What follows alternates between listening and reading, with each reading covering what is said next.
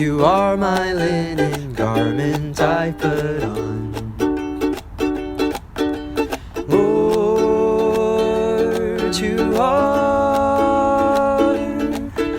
are my linen garment I put on, while I minister to in the inner courts. They shall not gird themselves with anything that causes sweat.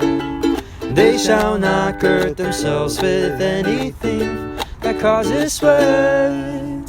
Lord, you are my linen garment I put on. Lord, you are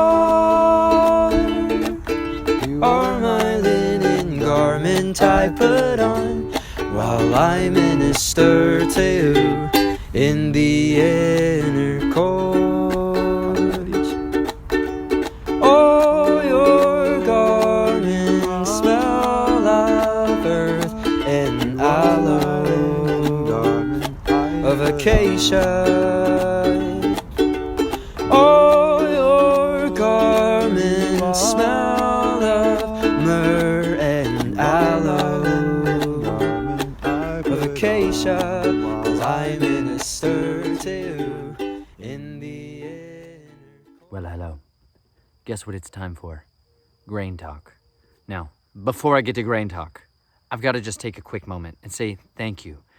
There have been so many people, if you haven't seen my previous video called Lame Man Walking, who have reached out to me as I was definitely in a sad, that's a super nice way of saying, I was crushed and devastated in a serious way because I was feeling super lame. And a bunch of people have reached out and encouraged me tremendously. And I just want to thank everybody who's done that for your support and your encouragement. It has blessed us tremendously. So thank you to each of you. You have reinvigorated my soul. And you know what I needed, y'all? Someone to wash me in the water of the word. And some of you all did that so strategically well, and I can't thank you enough. And on another note, Chelsea and I got to send out a bunch of Linen Railroad packages. And what is so terrific, most of you guys don't get to see some of the testimonials of people that have gotten garments from us and things that we find at a thrift store that like we feel really led to go to a certain section in the bins or in the Goodwill outlet store that maybe we go to, or just a thrift store that we find while we're traveling around. And we feel very led and drawn to a specific part of the store, and we'll find a certain garment and we'll tuck it away. And then we post a garment onto our Becoming a Linenite buy, trade, sell, or donate page. And if you guys don't know about that, take a minute and watch the Linen Railroad video down below. It'll help fill you in on this. But we have basically a ministry that sends out these garments of praise to people that don't have any, you know? But we'll post a garment and there might be 150 people that'll respond to us asking for that garment. And so we have to try to ferret through, and we have to try to pray and ask the Father to help us to discern who it's supposed to go to. But you know what's tremendous? We've been getting testimonials of people that are getting these garments and they fit them perfectly. And they have incredible timing that's so supernaturally orchestrated that we could never do it of ourselves.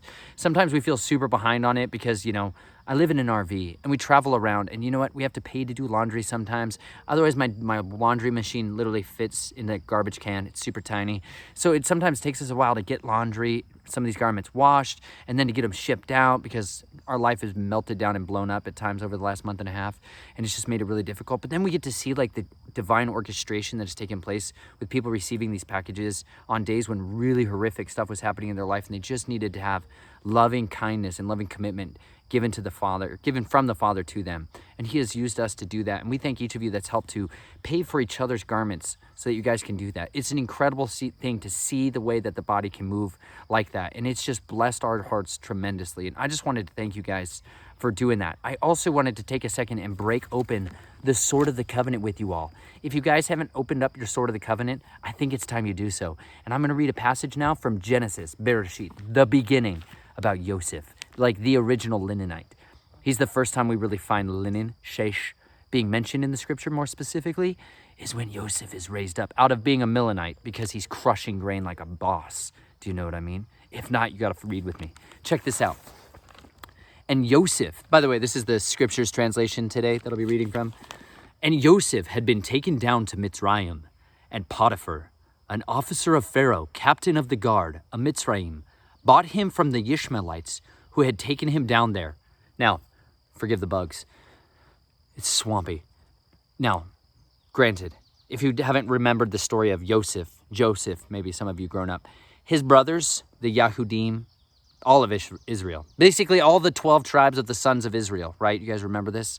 Jacob gets his name changed into Israel or Yasharel or Yisrael. He gets transformed at that time in his life and has 12 children through 4 women, which is super drama. It's intense, y'all. Read the scriptures. It's amazing. Anyways, those children become the 12 tribes of Israel as people know it today, or 13, entering in Joseph and his 2 sons. It's about to happen. Now, they conspire under some terrible decision-making strategies to kill their brother. And then suddenly out of that, Yehuda, in verse, chapter 36 or 37, they decide instead not to kill him. Yehuda, his brother, says, hey, how about we don't spill his blood, but let's rather instead hide him in this pit and figure out what we're going to do with him. Now, one of his brothers named Reuben, who was the firstborn, wanted to go back to the pit later on and get Joseph out of there and return him to his father. While Reuben was gone, though, his other brothers saw these slave traders, merchants, traveling about, and he sold them to them. They sold him away. Then those traders trafficked Joseph to another group of traders known as Ishmaelites. They sold him to Potiphar's household. Now, Potiphar's household is one of the super high class, interconnected in the upper echelons of society kind of fellow, and they engage in human trafficking like most of them do today. But back then it was very, very different than the versions of slave class that we think of today because of the way we've been kind of indoctrinated.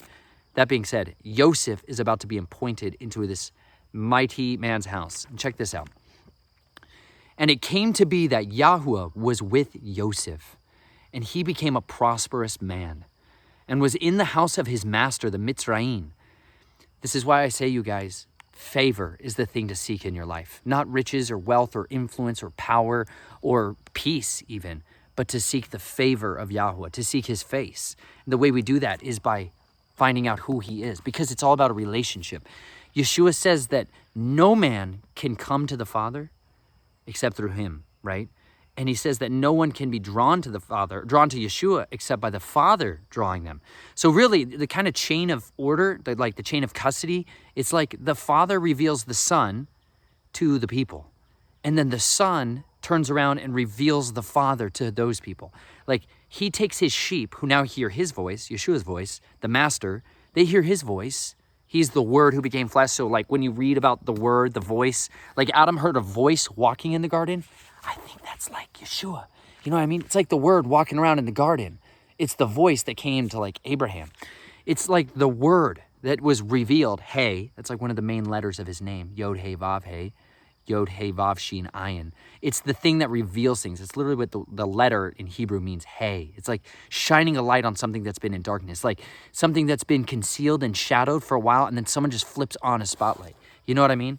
Like there's some darkness kind of in that grass yonder above me, but if I shine my light right, into your face, it suddenly is revealed for what is actually there. That's the Hey. He's the one who reveals. The Father is the one who reveals the spotlight onto the Son, because otherwise, men, we live our lives in darkness. Women and children, we are influenced by darkness. Young men and young women are persuaded every day and drawn into the seductions of this world, led astray through the systems of Cain. Like, I can't express to you enough, you guys, how changed I have become by not living amidst civilization on an ongoing basis anymore. My family has been removed. Like, we're the sojourners, like no joke, Abraham style. Tent dwellers as close to I can be. I literally live outside of tents and campgrounds and RV parks and back streets and alleys. And like, I lived in a Dick's parking lot for 10 days of my life. It's a strange thing. You know what I mean? I lived on people's farms as a migrant volunteer worker. I have not lived in the same method of neighborhood civilization as most people have for their life, especially in the American culture. That's the version most of us are raised with. And it's changed my perspective. It's given me a totally different lens for the different ways this world can operate. And then you start to see this order, like these plants and these trees around me. There's so much chaos on the surface to most people's eyes until you start learning to see what is actually there. Like until you start to see what these plants actually are, they're just a bunch of meaningless green stuff in the background of me right now. But you know what happens? As I started to learn foraging, for example, let me just show you this, okay? I can just reach around myself And now I can identify this leaf. Out of all the leaves that are sitting here, this one, I know what it is. You know what this is? Dinner. You know why? Because it's dandelion, y'all. Anybody ever seen it, those, pharmaceutical-laden chemical commercials where they've got Roundup? Big can of chemical Roundup glyphosate.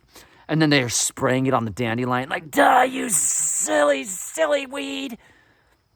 You're ruining my beautiful vanity-stricken lawn. What those people don't understand, and what most of you have not been led to understand, is dandelion is like one of the most nutritious little plants in your life. You're going to go to the store, the systems of Cain. That's really what these things are. Cain is the first builder of cities. Do you know what I mean by that? He was left with a mark because he was the first murderer. He spilled blood on the earth. First one to spill the blood on the earth. He didn't have a brother besides Abel to try to counsel him against it. Yahweh himself, the voice, came to him and warned him, hey, Cain, let's just go to it. Let's just go there real quick, because this is super important, you guys. These are the different voices that are in the world, right? We have the lust of the flesh. We have our own voice that's within us that can get persuaded by our thoughts, our intentions, our emotions, our intellect, right? Our soul. Then we have a spiritual side, and that's where the spiritual things can also be influenced. Cain was being influenced by a desire of jealousy and frustration and anger and rage. But Yahweh came to him and spoke to him and tried to warn him off of it because he had a desire in him that was not good, and it was sin. Check this out. You ready? And Adam knew Hava, his wife, and she conceived and bore Cain and said, I have gained a man from Yahweh. And again she gave birth to his brother, Abel, and he became a keeper of sheep, but Cain became a tiller of the ground. And it came to be in the course of time that Cain brought an offering of the fruit of the ground to Yahweh, and Abel also brought of the firstborn of his flock and their fat. And Yahweh looked at Abel and his offering, but he did not look to Cain and his offering.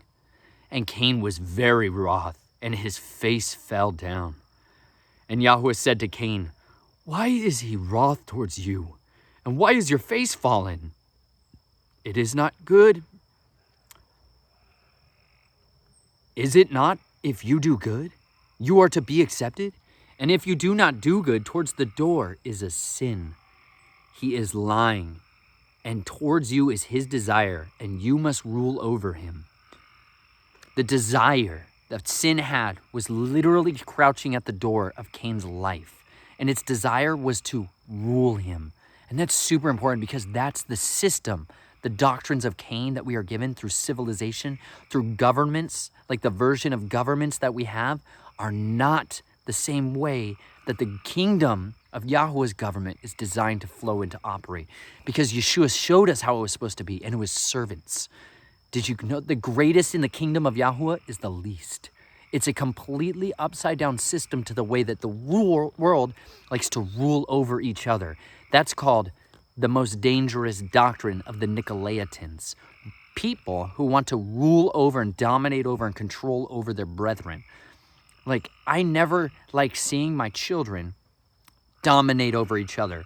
But when you have children, it suddenly changes your whole perspective to why he compares us to children all the time.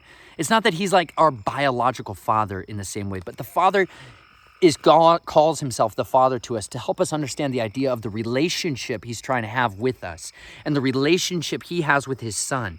And the only way I think most of us can really get to know that is by experiencing fatherhood and motherhood and being immersed in a family, being a son. Like, I am learning what it is to be a father, not because of the man who raised me, but because of this book and seeing how these men, these women were raised by earthly fathers and the righteous Father and the differences that are therein. That's the best lesson I have, is by becoming a father. I needed that in my life, and yet it's one of the greatest challenges that I experience in my life. And I think that's the same for a lot of people. Being a parent is brutal. It's nothing like I expected it to be, and yet it's so satisfying. Like Naomi vacuuming and sweeping and helping in the house and contributing to the household and like looking after her sibling and watching with her and walking with her and foraging with her and playing with her. Like, it's so beautiful. You're like, this is amazing. And then like 40 seconds later, they're in the car and they're just at each other's throats. Do you know what I mean? And you're like, what just happened? Like, she took my toy. I want her snack. Mama, she hit me. And you're like, get along. Can't you just get along? No, because there's stinking demons ruling the world. No, because there's also flesh. And you know what? They're also children. And my job is to instruct them and impress upon them the instructions of the Father. But this world system has great corruption in it because sin entered in, and now it found someone it wanted to rule through. A Nicolaitan, Cain. Check this out. And Cain told Abel, his brother. And it came to be that when they were in the field, that Cain rose up against Abel, his brother, and killed him. And Yahuwah said to Cain, "Where is Abel, your brother?" And he said, "I do not know. Am I my brother's guard?" And he said, "What have you done? The voice of your brother's blood cries out to me from the ground. And now you are cursed from the earth, which has opened its mouth to receive your brother's blood from your hand. If you till the ground, it shall no longer yield its strength to you. You shall be a fugitive and a wanderer on the earth." And Cain said to Yahuwah, "My punishment is too great to bear. See, you have driven me from the face of the ground today, and I am hidden from your face. I shall be a fugitive and a wanderer on the earth, and it shall be that anyone who kills me will find me. And it shall be that anyone who finds me will kill me." See, Cain feared the one thing of his punishment that was so great was to have the face of Yahuwah hidden from him. See, we don't think the face of the Father being hidden from us, that's the opposite of the hay, which in Hebrew, you guys, letters and words function in something called a contronym. A contronym is, it means like a word can mean the same thing and its opposite. It's called a contronym. Like the hay is something that can reveal everything, but it can also be something that shields it and conceals it. Like someone shouting at your face, "Stop!" versus a stop sign silently standing there saying nothing at all, because it's a sign that you have to read. And if you don't know how to read it, it means nothing to you. Like when you go to Mexico and it says alto.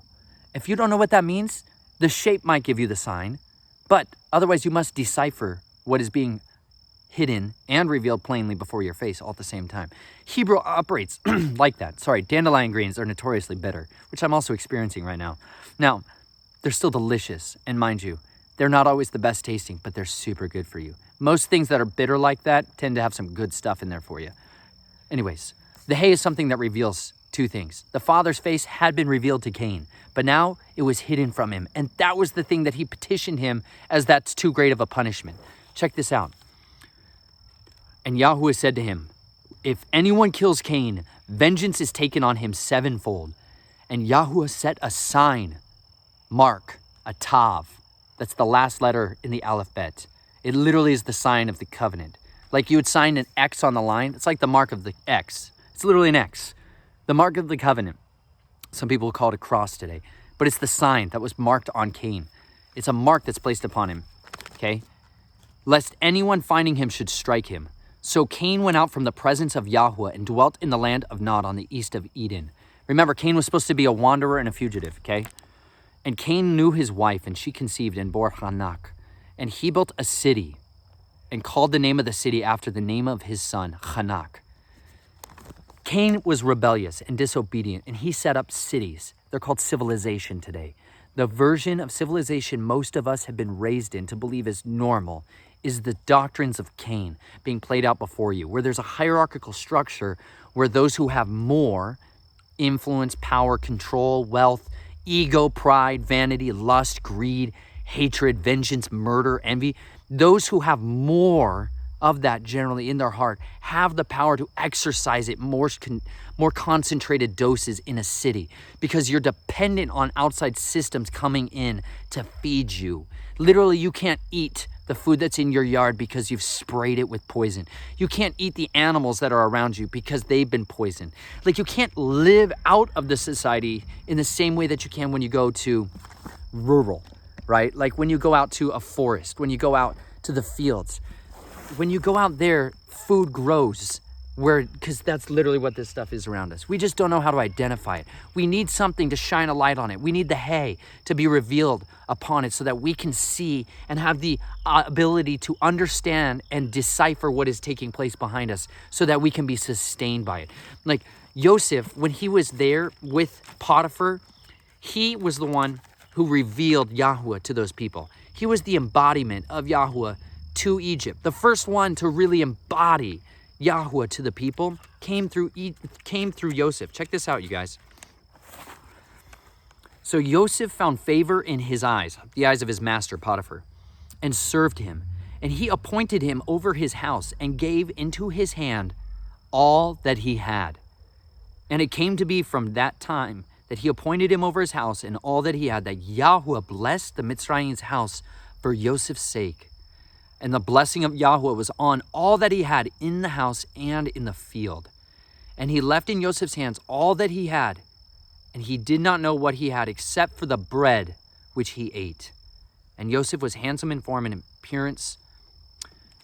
Joseph literally, the only thing that he knew was the bread Joseph brought to him. Joseph, like his name, literally means the dispenser of benefits, the giver of benefits, the one who spreads out benefits, like a cup that gets filled up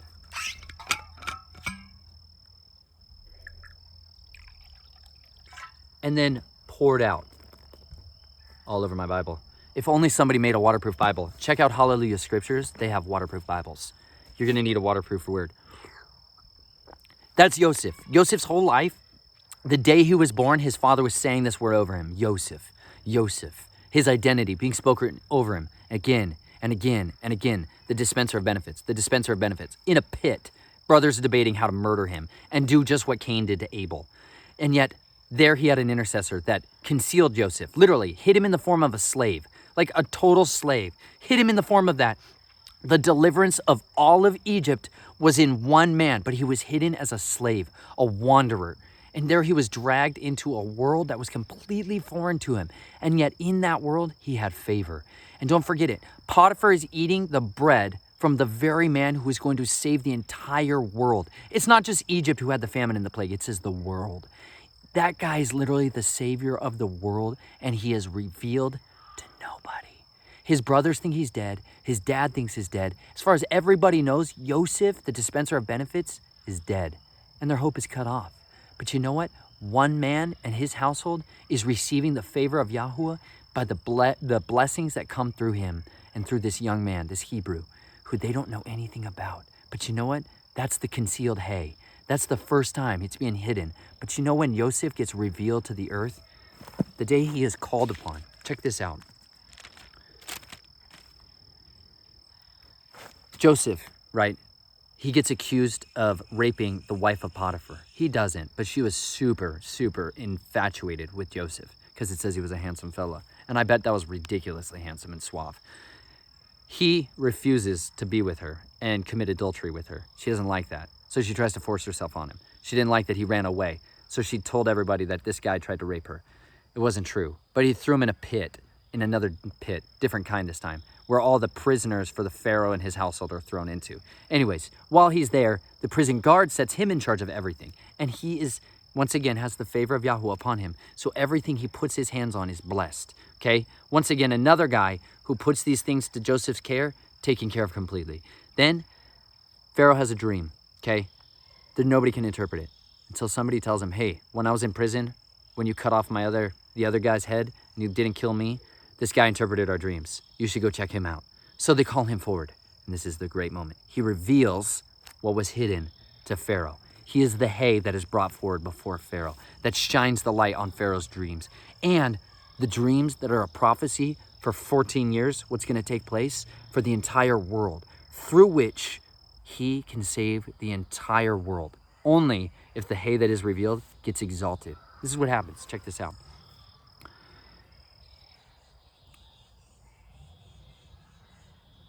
And the dream was repeated to Pharaoh twice, because this is chapter 41, by the way, in verse 32. And the dream was repeated to Pharaoh twice, because the word is established by Elohim, and that Elohim is hastening to do it. And now let Pharaoh look for a discerning and wise man and set him over the land of Mitzrayim.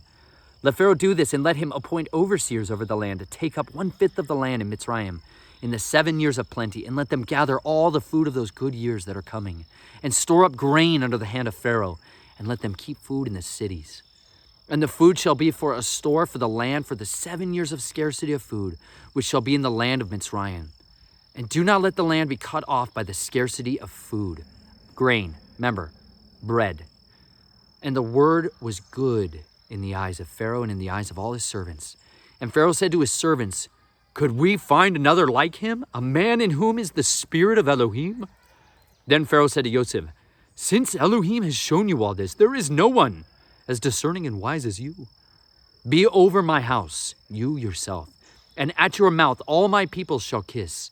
Only in the throne am I greater than you." And Pharaoh said to Joseph, "See, I have set you over all the land of Mitzrayim." And Pharaoh took his sealed ring off his hand and put it on Joseph's hand. And he dressed him in garments of fine linen and put a gold chain around his neck. And he had him ride in the second chariot which he had, and they cried out before him, "Bow the knee." And he set him over all the land of Mitzrayim.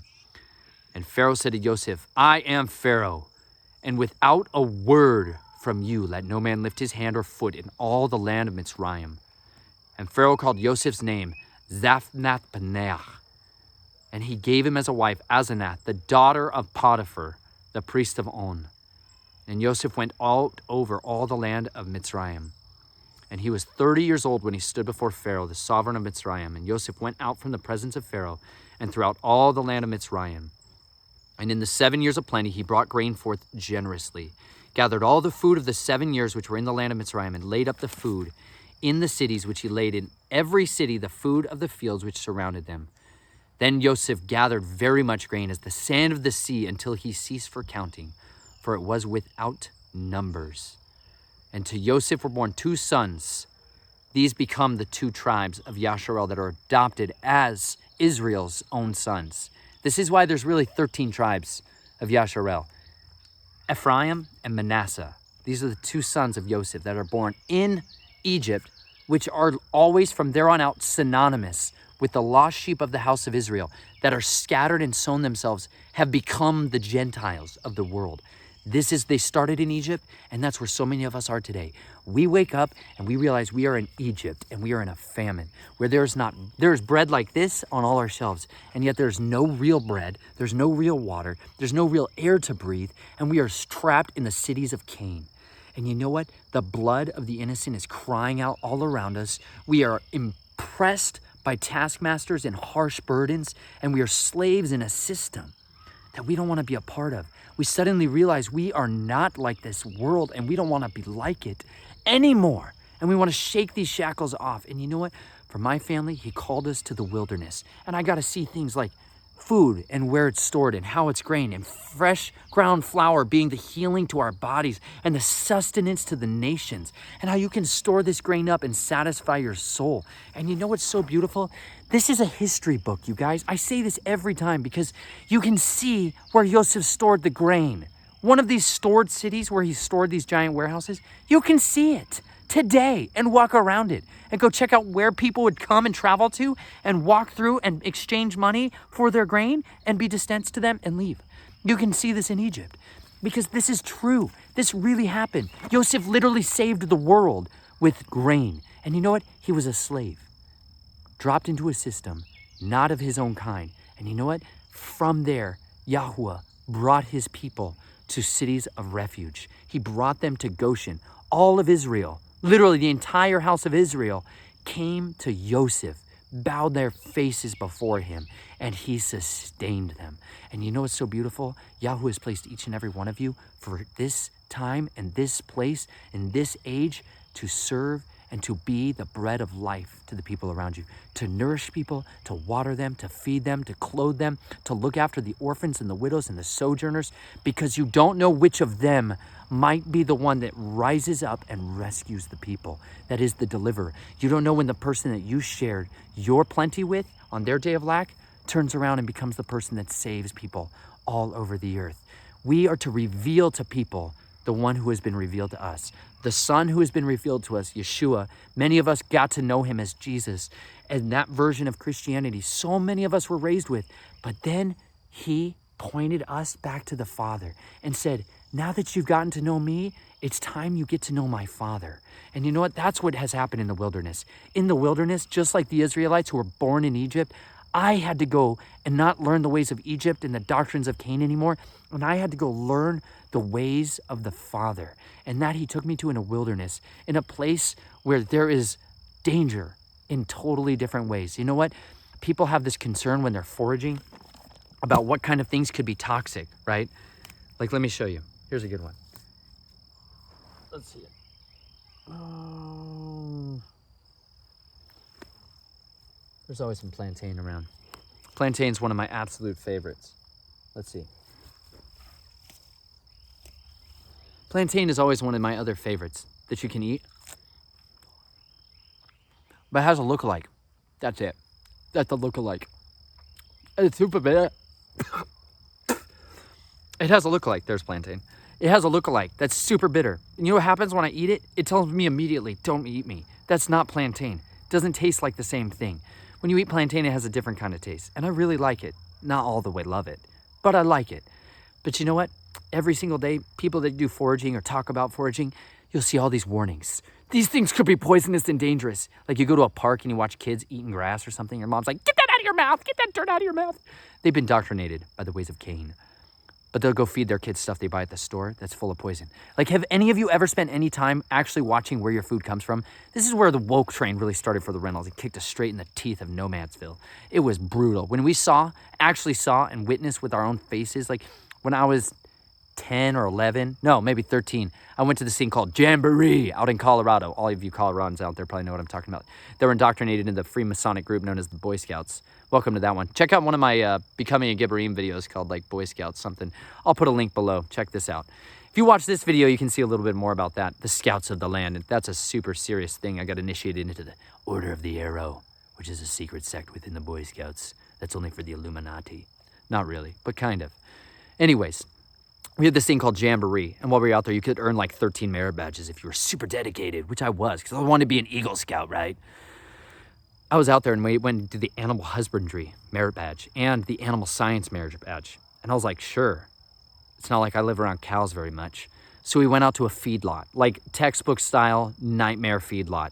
And they started us also at the pig pen, and they took us into where they breed sows and where they have all these pigs, gigantic, huge pigs, 400-pound pigs, trapped inside these little pens they can only lay down on so they can get nursed from. And they're laying and rotting with sores all over their bodies, and piglets are coming and trying to nurse on them, and they're rolling over and killing their own piglets. And they're just screaming and howling in pain and agony, and they're bleeding and guts everywhere. And you're like, it was horrifying. It was one of the most foul stenches I have ever experienced in my entire life. And we went from there to the side of the other acreage that was nearby to a massive feedlot for cattle, for like grain cattle, right? And it was horrific. They're all standing in this just endless foot sores and poop and pee, acres and acres and acres just stuffed full of these animals, all coming up to the grain truck and receiving their waste product of animal feed. And it was just unbelievable. The stench and the disease and the weakness and the rotting bone structures that were sticking out of these animals everywhere. It was horrible. And I was like, this is food? This is where our food comes from? Yeah, but it never looks like that at the store. And nobody warns you when you go to the store that if you eat it and it tastes bad, you probably shouldn't take it. There's all these things with foraging. Like if you eat something and it does these things called side effects, if it gives you these side effects, you should pay attention to them. Like super pay attention to them. You should know if it's going to hurt you or not. But none of us really pay attention to all the food we're eating and whether or not it's the side effects that are poison and are killing you. But we should treat our food that we buy from the stores the exact same way. Like people spend a lot of time making foraging references and stuff, whether or not this thing, if you eat too much of it, like here's one. Let me grab it for you.